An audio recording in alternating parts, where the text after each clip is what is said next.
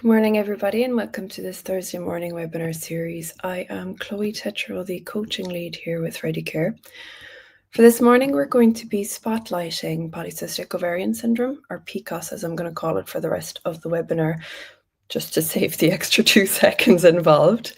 And I want to give a nice deep dive around a real holistic look at it. And I use the term not just as a well-being cliche, but really diving into the ways that PCOS can not only interfere physiologically speaking, but with individuals' mental health, and really look at re-empowering, regaining a sense of control around it. So as always, if there's any questions, comments, pop them into the chat section. If there's something I can't answer off the bat, I'll never blag you. But what I'll do then is just pop my email up and I will double check your question. Yeah, so I'm going to be talking quite quickly today because I'm trying to pack as much as possible into it. I don't know if you can hear the seagulls outside. That's my neighbor after feeding the seagulls. There's not a host of women being murdered outside my window. So PCOS is one of the most common hormonal disorders in women, and it affects an estimated 6 to 13% of women. Now, with that, there is a thought process that up to 70% of cases actually go undiagnosed. So the number is far greater than that 6 to 13%. That means that many women struggle with symptoms for years without answers, and PCOS is best known for causing fertility problems.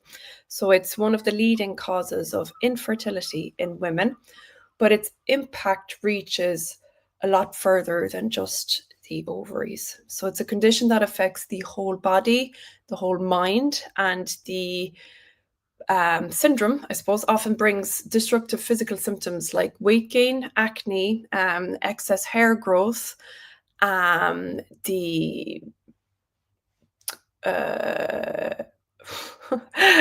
I was going to say unusual cycles, but unpredictable cycles. There we go. And it can take an emotional toll through anxiety, depression, and body image issues. So it's not just a fertility issue, although it is largely the way that most women come to find out that they have polycystic ovarian syndrome. It is not just a fertility issue. It's a condition that can influence every aspect of a woman's well-being. So if you felt frustrated, out of control, or dismissed since your diagnosis or since seeking a diagnosis, you are absolutely not alone in that. So many women with PCOS report feeling very unheard, misunderstood when they're seeking help with it. Historically speaking, research and support for PCOS have been hugely lacking. In fact, there's a historic underfunding of PCOS research, and this has left a gap in reliable guidance for women that are seeking information. So as a result, women often turn to the internet, or actually just said, look, there's something happening, but I don't know what it is. I'm feeling a bit embarrassed about it. I'm not going to bother saying anything about it.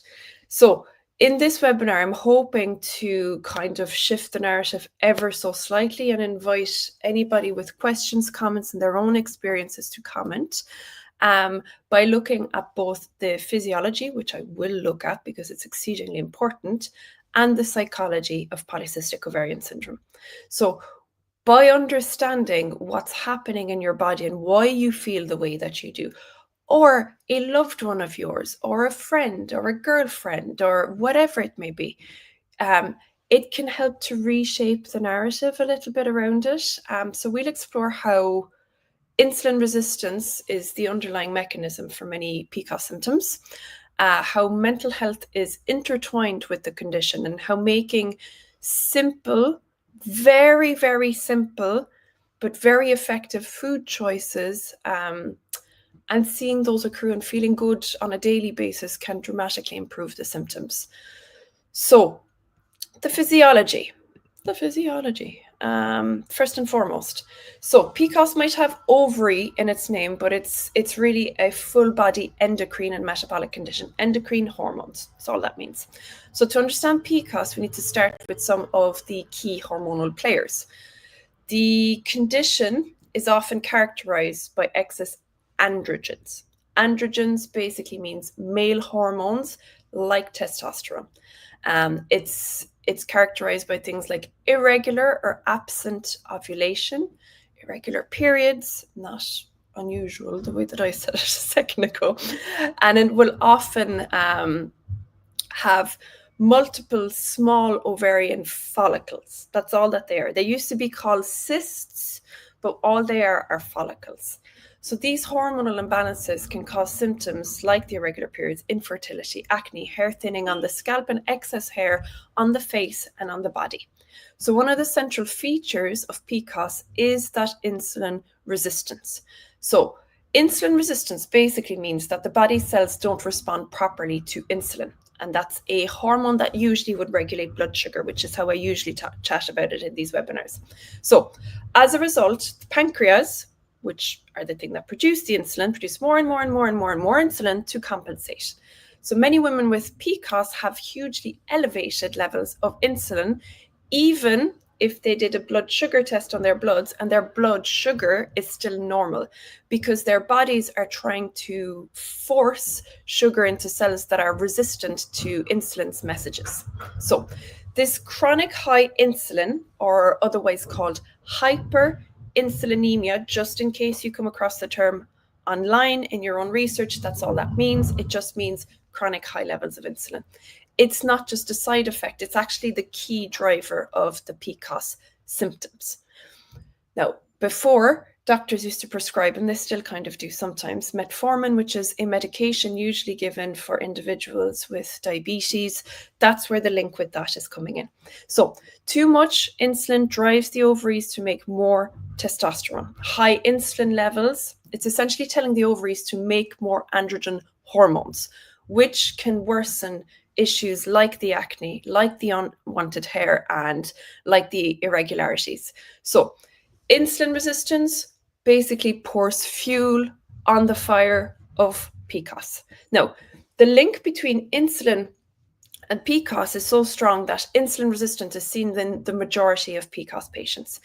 So there's an estimation that it occurs in 70 to 95% of women with PCOS, PCOS who are overweight, and even in 30% to 70% of women that are not kind of medically overweight.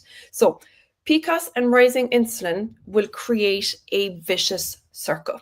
The condition will frequently lead to weight gain, especially around the belly area, because insulin tells your body to store fat. It's not that you've fallen down in any way, shape, or form that you're to blame with it. Excess insulin tells the body to store more body weight, which is why we see it in patients with type 2 as well. So over time, that high insulin and androgen raises the risk of things like type 2 and prediabetes, things like hypertension, high blood pressure, high cholesterol, because of course, all of these are in the same lattice where the root cause, the underlying mechanism, is due largely to the insulin resistance. Now, that might sound scary. And if you've come across this information online of, oh God, am I going to get all these different things? It's all very manageable, and it's all very manageable in the exact same way. So doing one small thing, which I'll talk to you now in a second about, is basically going to help with all of these conditions and making sure to mitigate the risk factors of ever getting these conditions. So addressing the root issue, that insulin resistance, will lead to a huge relief in not only polycystic ovarian syndrome symptoms, but also will mitigate any further effects that the condition could predispose you towards, like cholesterol, high blood pressure, type 2 diabetes, non-alcoholic fatty liver disease, which I forgot to mention there a second ago. So PCOS is a spectrum. Not every woman will have all of the classic symptoms. And I really want to drive that home, because you might say, oh, I really think I might have it. I'm getting the facial hair, I'm getting hair around my breasts, my belly. My periods are fairly regular, but I'm also finding, my hair is thinning. I can't control my weight, these type of things. So not every woman checks the box for every single symptom on it. So I just want to drive that home. It isn't anybody's fault that they have it. It is a hormonal syndrome, but there are biological mechanisms that can be influenced with it. So let's check real quick here on PCOS and mental health. So we've gotten the physiological aspect of things out of the way. So it's not just a physiological condition. It can be an emotional roller coaster. And this is so grossly underplayed that it makes me cross sometimes, because I could chat to women who are having a really, really difficult day-by-day experience, and they almost get oh yeah, you're moody, are you? So in past decades, the mental health aspect of PCOS was really, really downplayed and really misunderstood. Women with PCOS were observed to have that higher rate of depression, that higher rate of anxiety, but it was frequently dismissed as just a reaction to infertility, since PCOS can cause problems with fertility. So the narrative was, of course she's depressed, she can't have a baby. So that viewpoint is not only problematic and dehumanizing, but it's actually just infuriating. So it reduces women's psychological well-being basically to a single issue and ignores the direct physiological and social impacts of PCOS. So for instance, there was an article published on the ovarian research which bluntly stated that PCOS is a main cause of infertility. Infertility itself is the cause of depression in affected cases. So incredibly one-dimensional, incredibly simplistic explanation, which overlooks the complexity. So PCOS can affect mental health through multiple pathways, not just a woman's ability to bear children, which of course might impact how a woman feels day by day. If fertility is how they've come to notice that there's difficulty with insulin resistance and PCOS, of course that may be one of the factors. For women 17 years of age, that, it's a maybe one day down the line, it does not account for that. And for women who choose not to have children, and for a host of other scenarios, this isn't a one size fits all. It's a one size fits sometimes with some people, but not all the time. And it's incredibly reductive. So we have a much better understanding nowadays and an acknowledgement of the mental health, burden of PCOS. So studies consistently show that women with PCOS face significantly higher rates of mood disorders. So roughly 3 to 4 times more women with PCOS are diagnosed with depression and anxiety compared to women who do not have PCOS. And you can find that in Frontiers Journal. The American Medical Association then notes that depression is at 4 times the average risk in PCOS women, anxiety at 5 times, and even the risk of suicide is 7-fold with them. So to put that into perspective, a woman with PCOS is absolutely not just a little quote unquote moody or just upset about the risk factor of potential infertility down the line. It's because PCOS is genuinely linked to mental health changes. Recent research, thank goodness, I need to bring my voice down a little bit because I get irritated and I start going into higher volumes. So recent research has uncovered direct biological connections where elevated androgens might disturb mood regulation. Insulin resistance itself can affect neurotransmitters in the brain, and chronic inflammation in PCOS is associated with depression and anxiety disorders. Remember, where there's insulin resistance, there's hella elevated inflammatory markers, cytokines. So chronic inflammation in the body is also linked with higher levels of depression and anxiety disorders. So all these internal factors can make someone with PCOS feel anxious and depressed. obviously, even if they're not actively trying to get pregnant. So on top of biology, the social and psychological stressors of PCOS are also massive, particularly for younger women, not always for younger women. Symptoms like the weight gain, acne, facial hair, hair loss can really, really, really severely impact one's self-esteem and body image. So these visible symptoms will oftentimes go hand in hand with a sense of social stigma. So that's why I mentioned social things a while ago. So unwanted comments about facial hair, or, not even getting the comments, but anticipating them. I've been a 14-year-old girl. I know what it's like, and having all of these things thrown into it at the same time, it really can take a psychological toll on women, girls. So, if there's a young woman dealing with irregular periods and infertility who also feels unfeminine, who feels, outcast, who feels, why can't I just get my weight under control? Which is totally, totally linked with that insulin telling the body, hold on to more body weight. So the eat less, move more will absolutely not work for these women.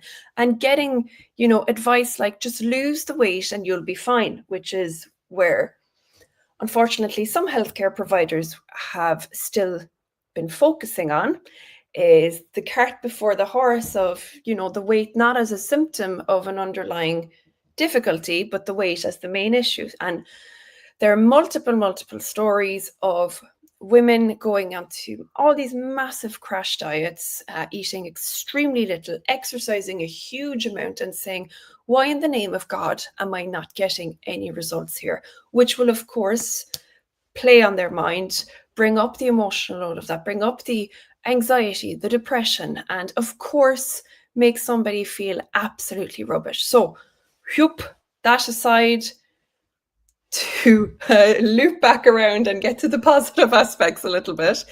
So PCOS is a mental health related difficulty. It brings up the risk factors for these. There is a real, true, measurable, studied, papers have been published on the link with these things, on the link with metabolic health, metabolic mental health. There is a massive wealth of information, particularly in the burgeoning field of metabolic mental health, metabolic psychiatry. Lots of brilliant talks out there. There's a lady on Diary of a CEO recently, Georgia something, IDE, Georgia Eid. Brilliant talk. So these things are real. They do affect women.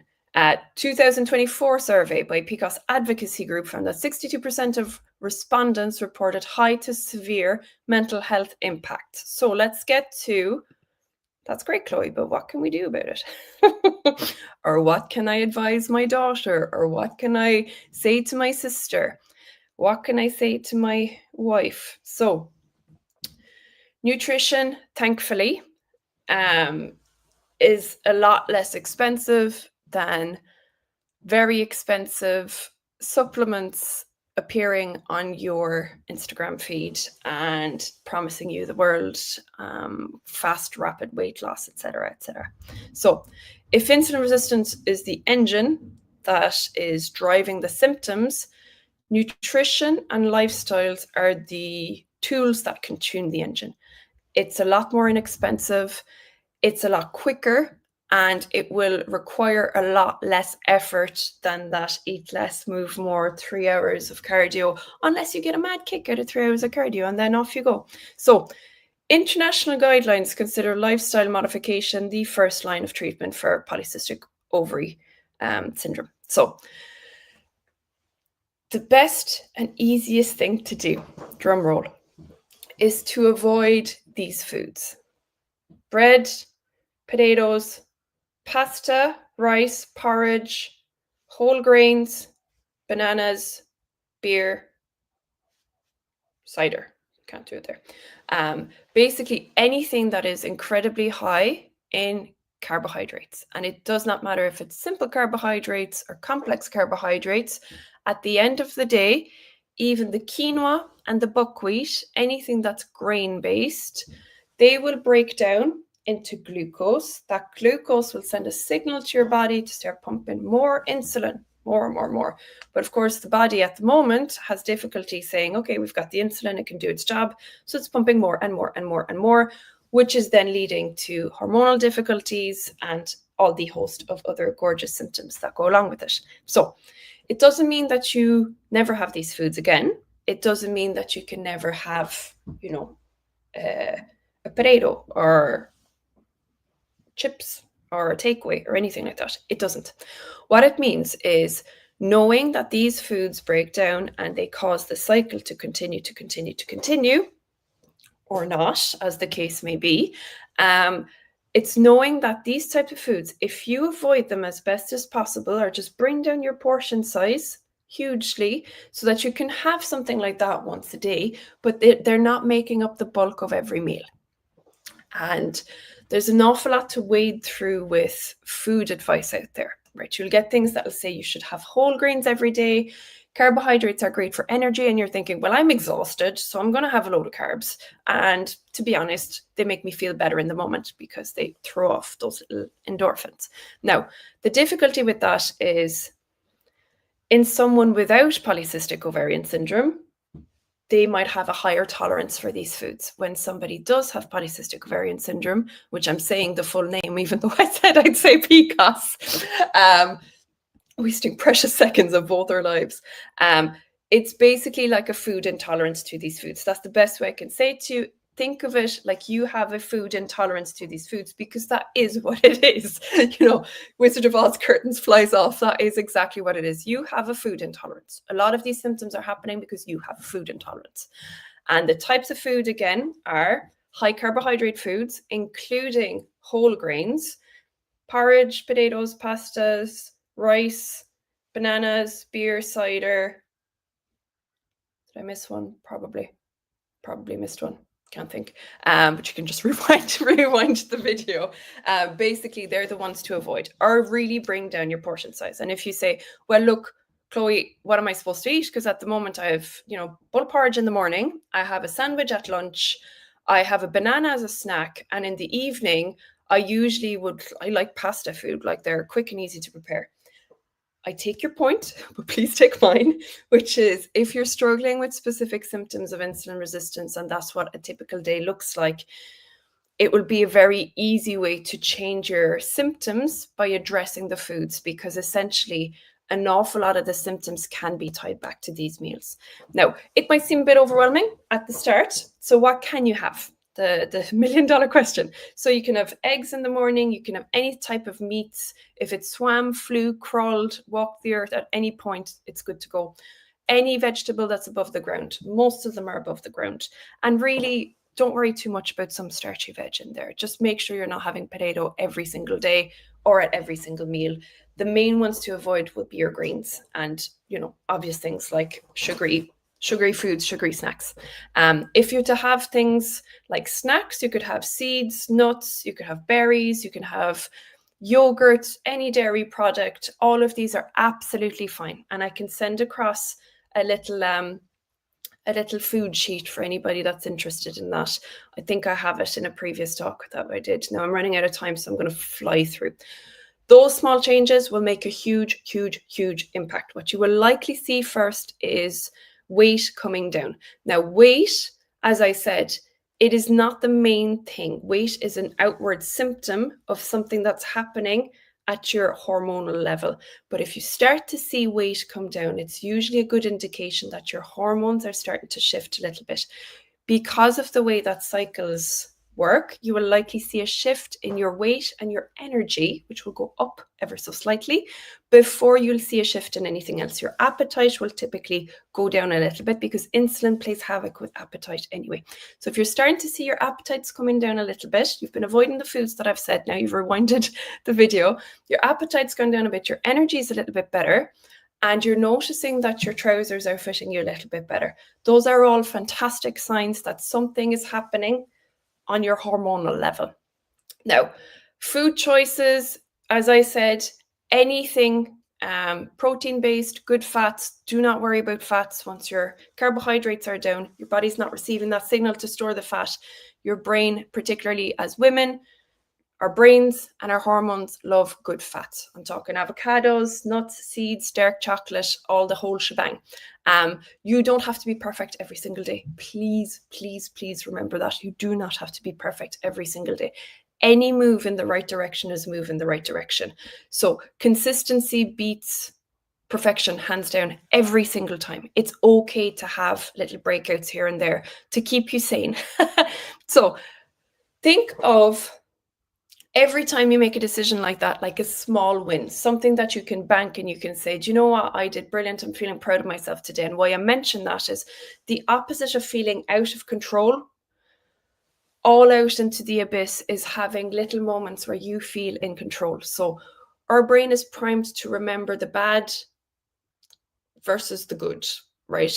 That's just the way we work. So you have to remind yourself a little bit. You have to remind yourself of decisions you made that you were proud of, things that you did that you say, do you know what? I do feel better. I got a good night's sleep. And why that matters is you're making what's called your internal locus of control stronger. And that basically means that you believe that you can influence your outcomes.